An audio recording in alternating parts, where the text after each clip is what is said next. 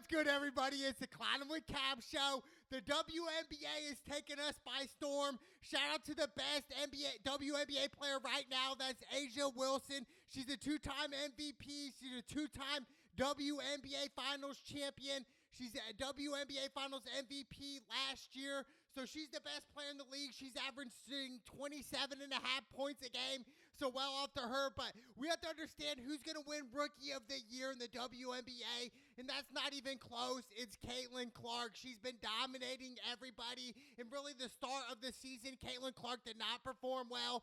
Yes, we still have women like Angel Reese, who's a double-double machine. She has the most rebounds in this season in 32 games in league history. So shout out to Angel Reese. She's a board machine. But when I look at body of work, when I look at separation, when I look at somebody pulling up deep threes like Caitlin Clark, she is the one. She is like Steph Curry, but the female version. Really, though, it's crazy what Caitlin Clark's doing. It's crazy the amount of hate on social media. All the women especially hate on Caitlin Clark. It's crazy. All the jealousy, the envy, we feel that. Like women like Cheryl Swoops, who's an NBA champion, a gold medalist champion. She's hating on Caitlin Clark. She talks about the fever, but will not talk about Caitlin Clark, who's putting people in seats, who's getting people big business here in Indianapolis. So it's like, holy cow, like Caitlin Clark is moving this needle. She's moving the thread. In the past 12 games, Caitlin Clark is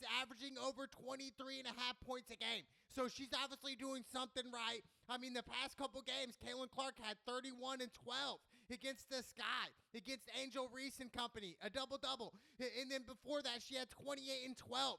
Like, it's crazy. And not to mention her teammate, Kelsey Mitchell's been balling out as well. Kelsey Mitchell had 36 the other night, had 23 a couple games. So, Caitlin Clark's getting that help. But it's just like, the Fever haven't been over 500 in 5 years. That is insane, dude. Over 5 years, the Fever have not been over 500, and it's first time in 5 years because of Caitlin Clark. Caitlin Clark has the most assists in one game with 19 assists. The list goes on and on. I mean, the accomplishments that Caitlin Clark, we shouldn't even be debating who wins Rookie of the Year. Okay, she has the most games with 20-plus points and 10-plus assists in league history, in WNBA history. She's the first WNBA player to have multiple games with at least 25 points, 10 assists, and 5 3-pointers. Like, this is insane. Like, she really is Steph Curry, but the female version. She plays identical to Steph. We remember when Steph came on the scene back in 2008, the March Madness, we realized, hey, I knew Steph Curry was going to be great. When you had guys like LeBron James coming in to watch you, like, you're going to be something special. And really, not a lot of people knew who Steph Curry was. Even back then, I mean, even when he first came into the league as a rookie, nobody remembered Steph Curry, dude. He was a little kid, a little assassin, could even bench the bar in the gym. Like, that's how skinny Steph Curry used to be. But Steph Curry turned it around, and obviously Steph Curry's the greatest shooter of all time to ever live, like, by a landslide. It's crazy, right? But Caitlin Clark, she's the first player to have multiple games with 15-plus points, 5-plus boards, and 5-plus assists. I mean, the records continue to go on. She's the first rookie to ever get a triple-double. Like, it's crazy. Like, Caitlin Clark is that it factor. And she was not an Indy, the Fever would be irrelevant. Nobody would talk about the Indiana Fever whatsoever. But right now, they're in the playoff contention, even though the league right now is ran by A'ja Wilson. So, shout out to Wilson. I mean, she's the two-time champion for a reason. A'ja Wilson. So, that's her league right now by a long shot. But I think Caitlin Clark in the next 5 to 10 years, she's going to take the WNBA by storm, which she's already doing right now. But yet people are still hating on Caitlin Clark. Like, when would the Caitlin Clark hate stop? That's all I'm saying. I think a lot of it is 100% jealousy.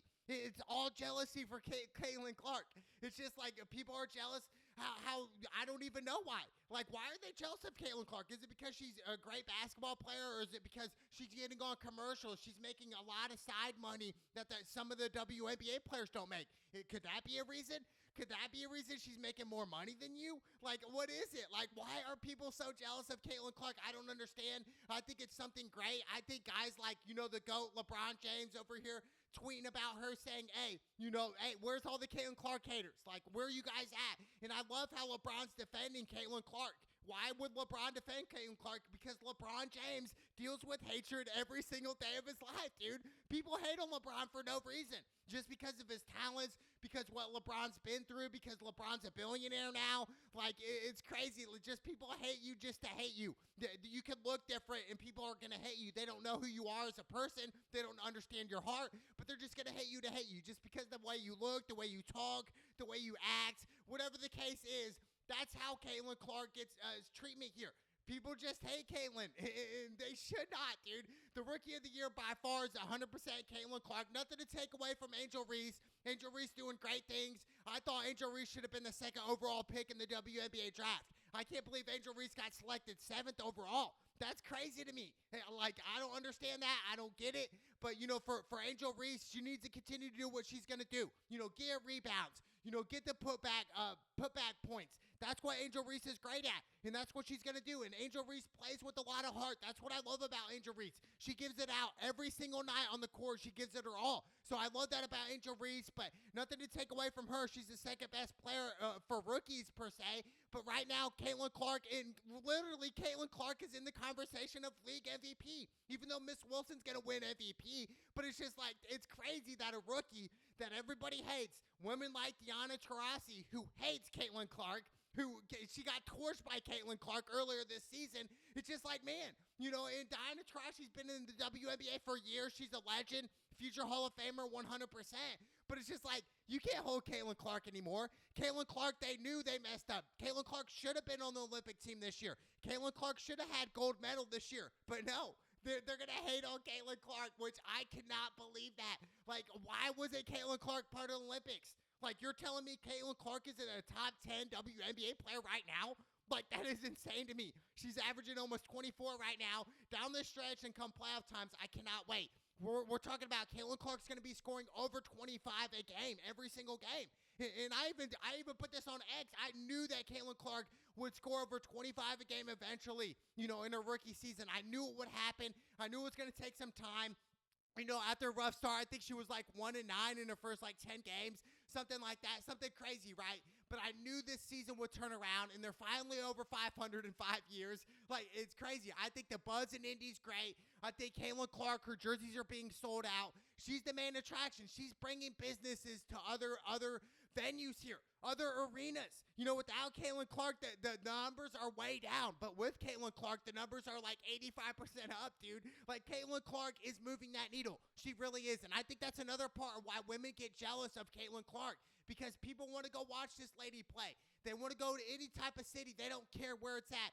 Anywhere in America, they're going to pull up and watch Caitlin Clark play, because she plays very similar styles to Steph Curry. And I want to go see Steph Curry play. I knew Steph Curry was going to be a superstar when I saw him at Davidson back in 2008 in March Madness time.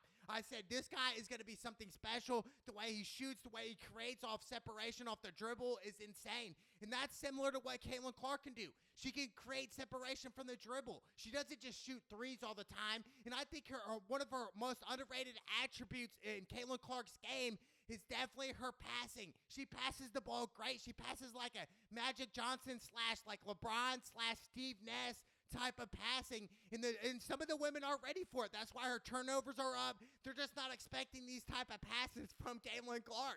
And the way she sees the floor is insane. It's like a true point guard, a Hall of Fame point guard, the way she scans the floor and sees it, like as Steve Nash used to do. He used to do the exact same thing, just scan the floor and just be able to get this bounce pass in at the perfect angle, at the perfect time, in between the defender's legs. It was insane. Like Steve Nash-esque, like a passer. So, like, Caitlin Clark, her passing is very underrated. I think that's one of her strengths. But obviously, there are some weaknesses in Caitlin Clark's game, like defense, like physicality. I want Caitlin Clark to become a better defender, especially off the ball as well. She needs to become more physical player.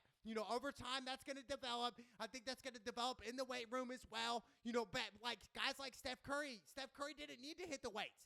Steph Curry doesn't need to get big and ripped and, you know, all this stuff in the weight room. No, like Steph Curry just needs to, Steph Curry, what he does is shoot over 500 shots a day. That's what Steph Curry does. He doesn't go in the weight room and say, I need to bench this amount or do, you know, pull-ups or so to speak. No, dude. Steph Curry's in the gym shooting over 500 shots a day, putting up threes. Same thing as Caitlin Clark. However, I do think Caitlin Clark could benefit from going in the weight room, doing some weight training, getting more physically fit. I think that would improve Caitlin Clark's game. I don't think that would affect her shot at all, and not at all. I just think overall it would help her defense and help her footwork as well, work on small things. But overall, I think Caitlin Clark's defense is her weakness. I think that she needs to improve on that. But as far as the shooting goes, like, we've never seen a woman shoot like the way Caitlin Clark does. It's facts. Like, it's exactly like Steph Curry. She models her game, and I assume she grew up watching Steph Curry. And she probably was little and was like, hey, I want to play like Steph Curry. I want to shoot deep threes like Steph Curry. And she was probably doing this at a young age in like elementary and middle school where she realized, hey, I can shoot the ball and I can shoot it from deep, way deeper than the kids my age at that time, at that particular time. So I think Caitlin Clark, man, she's moving the needle. It's going to be great to see how the season develops into the playoffs for the WNBA. But let's be honest here. 5 years ago, nobody was talking about the WNBA like this. Nobody was. Like, until Caitlin Clark came along. Let's be honest. I mean, yeah, there's some legends in the WNBA realm. You know, Kelsey Plum, she's a legend. You know, Taurasi's a legend. You know, so many legends that went before us. But it's just like, this is a new era of basketball here. Like, back in the day, even 2010, around that time, like, you weren't allowed to pull up threes from deep. That'd be considered a bad shot. Your coach would probably take you out. However, if you could nail them and hit these bad, quote-unquote, bad shots, bad threes, if you're Caitlin Clark, you're saying, hey, this is what I'm going to do. Like, this is a prime time. This is what I do, and I hit threes naturally, and it's not a bad shot. To whereas 10, 15 years ago, if you were to shoot these type of threes, 40-foot, 50-foot threes, dude, like, they would take you out of the game and your coach would yell at you and probably not put you back in the game till later. Like, that's how it used to be. But now the whole game has changed. Same thing with the NFL and football. Football has changed so much. Like, for the quarterback position, you have to have a quarterback that can run and pass at the same time. Same thing as a point guard, similar. Like, you're going to have a point guard that can dribble, that can pass at least, and also facilitate and hit shots. That's what you need. Obviously, like a Rondo-esque type of point guard didn't need to do that. I mean, Rondo played with Hall of Famers his whole career, but you know where I'm going here. As a point guard like Caitlin Clark, you kind of have to do it all. You have to shoot. You have to be able to dribble. You have to be able to pass. You have to be able to defend. I mean, the point guard, you're the leader of the team. You're the quarterback. So that's why I said for NFL and college football players, especially quarterback, they have to run. You're going to have to be able to run. If not, like, you're one-dimensional type of player. You know, the Tom Brady's, the Peyton Mannings of that era, they're over with. Like, those day and age of quarterbacks are done. Like, this is the new era. Same thing with basketball. This is the new era. A faster-paced type of basketball. This is the game now. You know, everybody's wanting to go full court. Everybody's wanting to pull up from three-point like Steph Curry. So the whole game has changed. Same thing with Caitlin Clark. Like, for Caitlin Clark, you're going to have to defend her the whole court. Like, she's liable to pull up like 2 feet within half court and hit that three. You know, that's a normal shot for Caitlin Clark. Like, that's just how it's going to be. And that's how this league is developing now because of women like Caitlin Clark. So I love it, man. I think by a long shot, Caitlin Clark should win Rookie of the Year. Angel Reese is the runner-up. You know, nothing to hang your hat on. I mean, Angel Reese is a baller. She's doing her modeling thing. Angel Reese, she's kind of a baddie as well. Shout out to Angel. You know, she really is a baddie. But as far as that goes, like basketball, working your craft, I do think Angel can improve her game as well. I think she can improve her shot. I think she can improve her mid-range. I think that is something that Angel needs to improve on. And I think that'll happen over time. But imagine if Angel has a consistent jumper all the time. Now, people are going to have to defend her differently. You know, instead of just kind of sagging off on her. No, you're going to have to put pressure on Angel now from the 15 footers. Excuse, like, you're going to have to do that.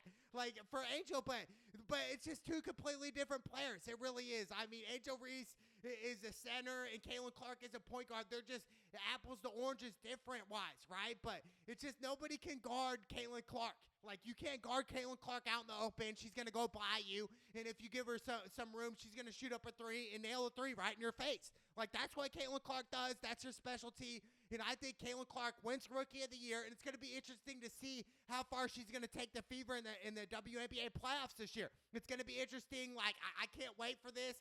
The whole city of Indy's got a buzz because of Caitlin Clark.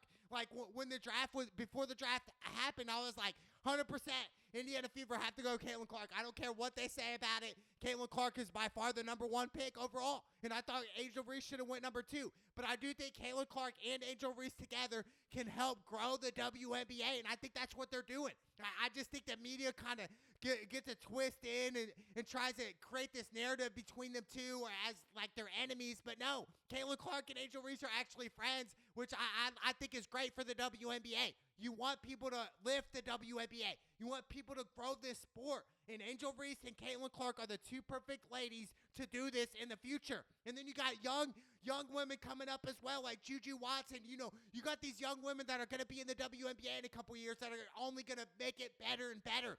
Besides Caitlin Clark and Angel Reese, so I can't wait. I can't wait to see what the WNBA does in the next couple years. But right now, Caitlin Clark is Rookie of the Year, and she's in conversation with Miss Wilson as the MVP of the league this year. And yet, Caitlin Clark was off the Olympic team. Make it make sense.